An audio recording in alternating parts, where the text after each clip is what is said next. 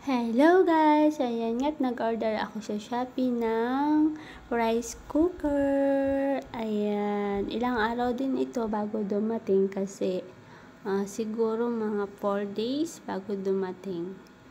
Ayan. In-order ko yan sa Shopee. Nagkakahalaga yan ng 560 something ganon. Ayan. Nakakahon na siya. Ayan, meron din siyang mga wrapper, yung bubble wrapper na ganyan. Ayan, at binubuksan nga natin. Maganda rin yung napili ko. Maganda. Pangdalawahan lang kasi yan. Maliit lang. Kaya, okay yan. Tipid sa saing. Ayan. Okay naman yung pagkabalot niya kasi naka-sealed naman talaga. Ayan, para hindi mayupi yung rice cooker. Ayan.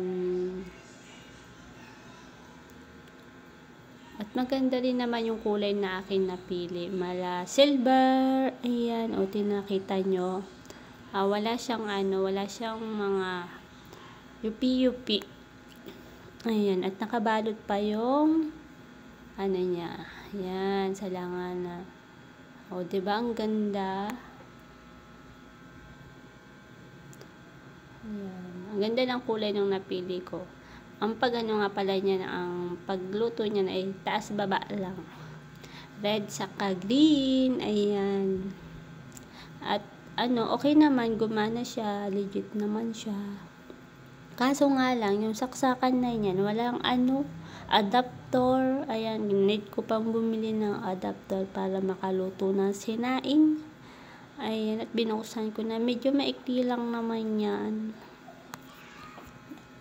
Hindi siya ganun kahaba. Ayan, at sinaksak ko na nga para sana ako'y magluto. Kaso, wala ang adapter. At yung takip niya okay lang, medyo manipis pero okay lang naman.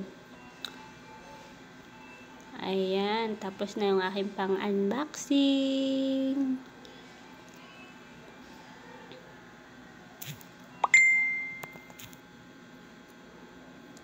Ayan, okay naman siya sa halagang 560. Okay na siya. And, ayan nga, na-try ko magsaing. Ayan, gumana naman siya. Madali na rin siya maluto. And then, nakaluto naman agad siya ng kanin. Maganda yung pagkain niya ng kanin dyan.